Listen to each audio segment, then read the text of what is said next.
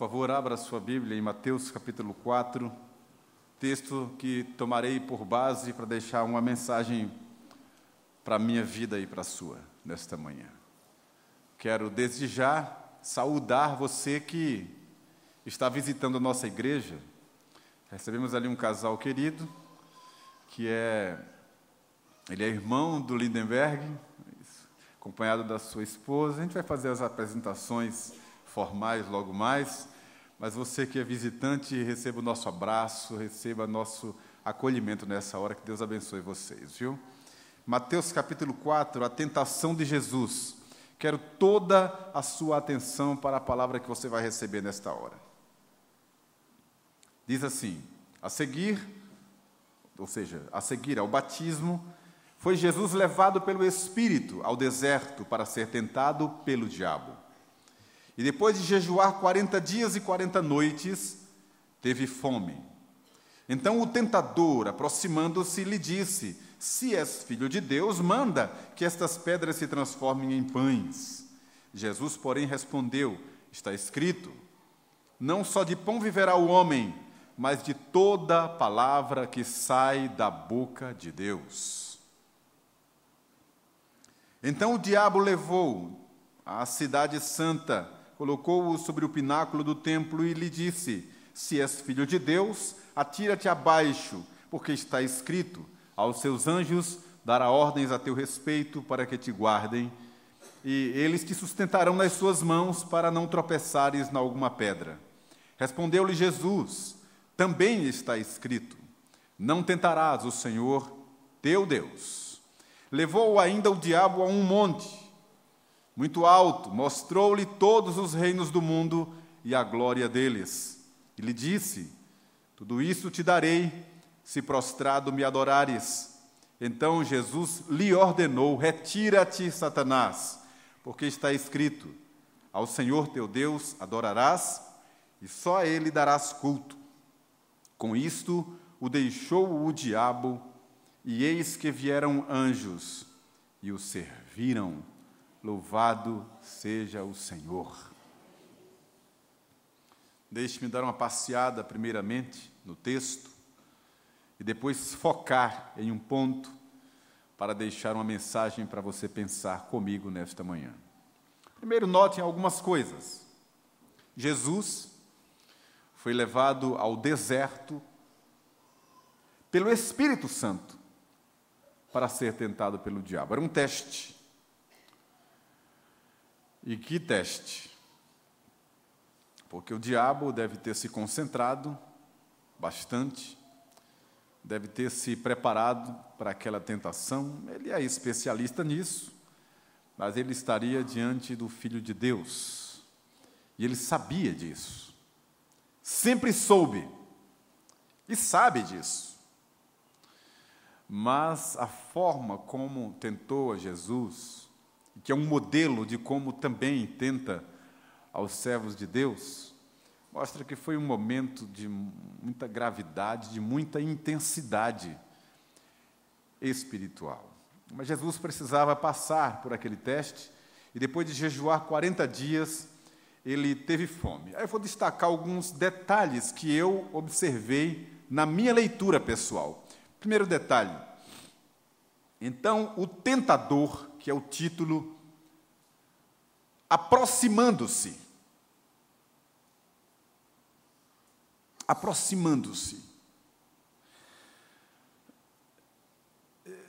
Não é sem razão que essa expressão está entre vírgulas no texto. Ele poderia usar outras estratégias, como usa tentações indiretas, circunstâncias que são tentadoras, que são articuladas por ele. Mas, em momentos lancinantes e importantes, que é o foco que eu vou dar daqui a pouquinho, ele se aproxima. Que é a mesma expressão que Jesus usa, falando com os seus discípulos, quando, do momento em que ele seria traído e finalmente levado para depois ser morto. Jesus disse: vamos.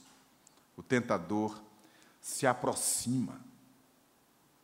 E essa proximidade do mal acontece muitas vezes em nossa vida, onde somos cercados, o mal se aproxima de nós quando há alguma coisa grandiosa para acontecer ou por acontecer.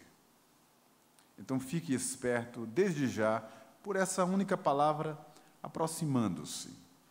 A Escritura diz que há uma sebe, há uma cerca que guarda os servos de Deus. Nós estamos dentro dela, mas o inimigo está ao derredor.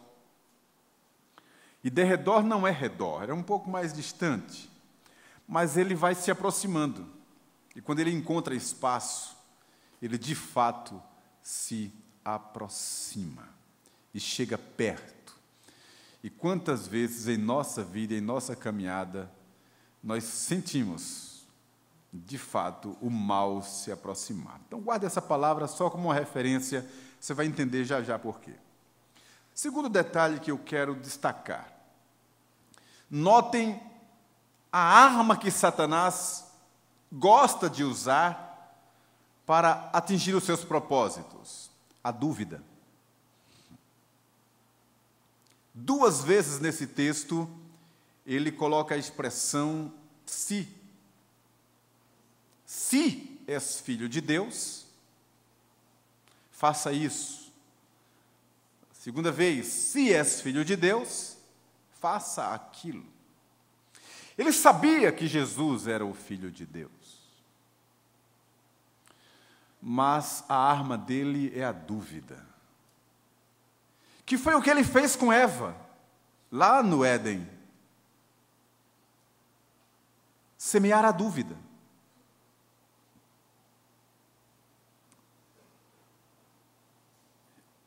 E foi em cima dessa armadilha que Eva tropeçou. Iludida pelas palavras, ela inventou palavras que estavam além do que Deus tinha dito, e tropeçou nas palavras e caiu fragorosamente. A dúvida. E é a arma que Satanás usa hoje contra os santos.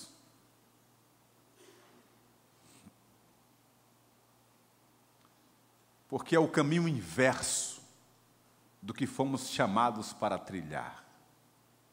Por isso somos chamados de crentes, que são aqueles que não têm dúvida sobre a sua salvação. O apóstolo Paulo disse: porque eu sei em quem tenho crido. Aí Satanás lança dúvida. Se és filho de Deus, manda que essas pedras se transformem em pães. Terceiro detalhe que quero destacar, só para a gente pensar nessa introdução que estou fazendo. Notem que a tentação começa e termina no deserto da Judeia. Mas Jesus foi levado para 2 lugares diferentes.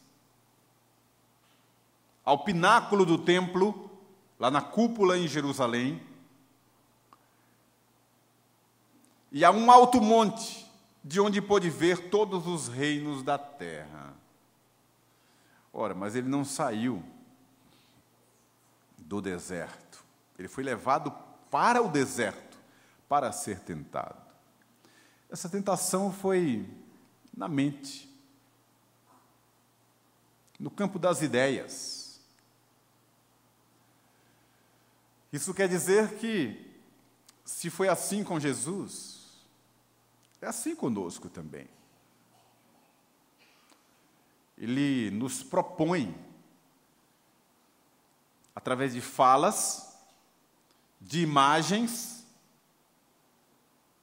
que chegam até nós pelos sentidos e vão para a nossa mente, para o nosso interior, e vão interagir com as nossas necessidades, com as nossas vontades, com aquilo que o nosso mundo interior está carente. quando ele disse: se você é filho de Deus e tem todo esse poder, manda que essas pedras se transformem em pães, pedras redondas, roliças, pareciam com os pães que eram feitos lá na Palestina. Por que isso? Porque Jesus estava com fome. O texto diz que ele estava com fome depois de 40 dias. Era uma tentação numa área de carência de Jesus. Está aqui. Teve fome depois de 40 dias. Na mente. Razão por que devemos vigiar todo o tempo o que o inimigo semeia, lança, joga em nossa mente essas tentações. Tentou exatamente nas mesmas áreas que tentou a Eva e as mesmas palavras que o apóstolo usa na sua carta às igrejas. Porque tudo o que há no mundo, a concupiscência da carne, a concupiscência dos olhos e a soberba da vida, não procede de Deus, mas do mundo. Ele tentou Jesus nessas áreas, a concupiscência da carne, o desejo da carne, comer pão, porque estava com fome. Concupiscência dos olhos, ali, um espetáculo, Jerusalém, as pessoas, dar um espetáculo lançando-se do pináculo do templo. E a soberba da vida, os reinos da terra, a glória deles. A mesma tentação que ele faz também conosco. Quarto detalhe. Vejam vocês, Satanás conhece a Escritura. E a citou de cor, naturalmente, para Jesus, embora com um propósito maligno, distorcendo uma parte, você conhece, é o Salmo que ele citou. Em outras ocasiões, também demonstrou conhecer a palavra. Você conhece a palavra? É só uma pergunta. O nosso adversário conhece a palavra. É só um detalhe para você pensar. E o quinto e último, antes de focar no que disse que focaria, veja que o verso 7, o Senhor Jesus disse assim, também está escrito: não tentarás o Senhor teu Deus. Usando a palavra para rebater o que Satanás tinha dito, mas fica claro também aqui que o nosso Deus, nós oramos agora, cantamos, Ele é Deus de todos os seres criados, inclusive no inferno. Quer um detalhe disso para você pensar? Você se lembra daquela passagem de Marcos, quando Jesus chega a Gadara e os demônios que agiam sobre aquele homem, vendo Jesus desembarcar ali, correram ao encontro de Jesus, e o texto diz que, de joelhos, adoraram. Honestamente, teologicamente, eu não sei como explicar ou definir o que é adoração de demônio, ou como que eles podem prestar isto. Mas o certo é que a Escritura diz que Deus é Deus no céu, na terra, e Deus no inferno. Os demônios, eles não se submetem, mas eles obedecem. Porque tudo está debaixo da poderosa mão de Deus. Qual é o foco que quero destacar para deixar para a gente pensar nesta manhã? É o que está por trás dessa ação, dessa investida, com todas essas nuances. É um propósito grandioso de Deus na vida de Jesus.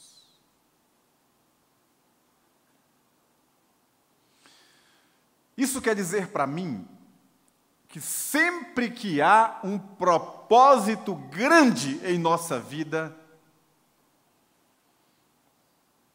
estaremos envolvidos em grandes tentações, porque o inimigo se levanta exatamente para nos desviar do propósito para o qual Deus nos chamou. Pode ficar certo disso. Você acha que aquela ira, aquela fúria de Herodes, aliás, antes dele, aquela fúria de Faraó, que mandou matar as crianças inocentes, para, através dessa ação, no meio delas, aniquilar com Moisés e barrar um projeto que seria grandioso, e ele temia tudo aquilo. Você acha que ali era da mente de Faraó? É claro que não. Uma ação maligna para barrar um propósito grandioso.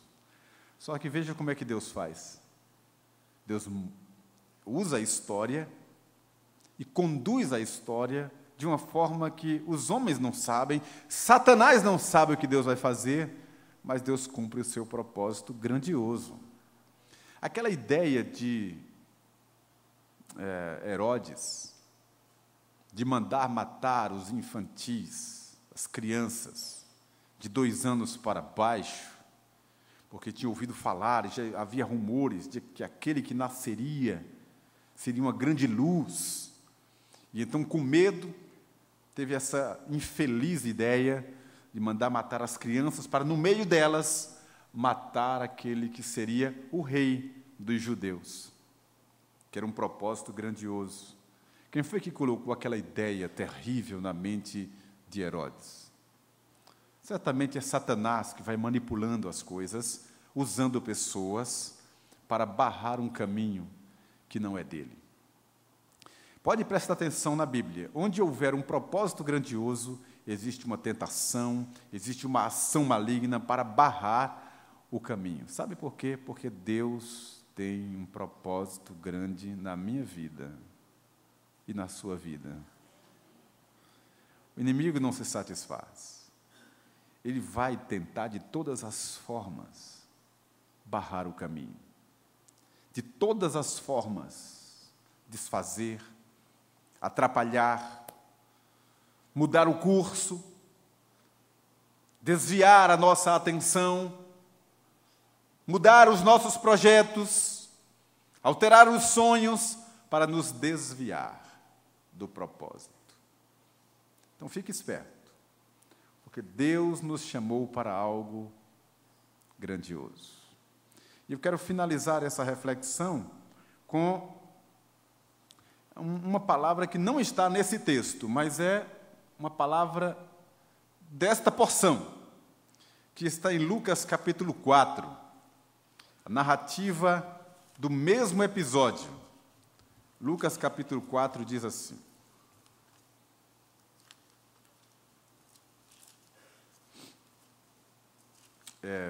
capítulo 4, verso 13. É a mesma passagem, o mesmo momento. Só que Lucas disse o que Mateus omitiu.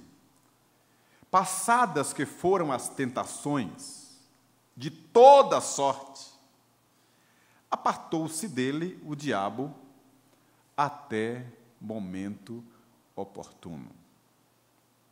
Ou seja, ele veio com um propósito, atrapalhar, desviar Jesus do seu propósito, da sua meta, tentou várias vezes, naquele mesmo episódio, mas Jesus o venceu com a palavra. Mas notem, ele não desistiu de tudo, deixou o diabo até momento oportuno. Lá mais na frente ele usou Pedro, mais uma vez tentando Jesus: que é isso? Nunca irás à morte. E Jesus disse: arreda, Satanás, porque não cogitas das coisas de Deus, mas das coisas do mundo. E o repreendeu ali mais uma vez. E de lá para cá, Satanás continua tentando desviar a igreja do propósito, que é glorificar a Deus e anunciar o seu reino a toda criatura. Ele vai continuar tentando até o fim. Precisamos apenas ficar espertos. E eu finalizo com uma frase, com uma ideia para você pensar. Existe uma linha, uma corrente de pensamento que diz que a gente deve defender a fé, defender a igreja, defender a palavra. Note bem nesse texto, Jesus não defendeu a palavra. Não precisou defender a palavra. A palavra se defende por si mesma. Ela é autoexistente. A autoridade está no cerne que a exprime. Eu não preciso defender a palavra. Deus não precisa que eu defenda a sua palavra, e muito menos a fé. Não é? Ele quer que eu seja fiel. E aí Deus honrará todas as coisas. Que o Senhor nos deixe mais espertos, mais atentos, e que a gente não perca o foco da nossa caminhada, porque o que Deus tem para nós é muito grande.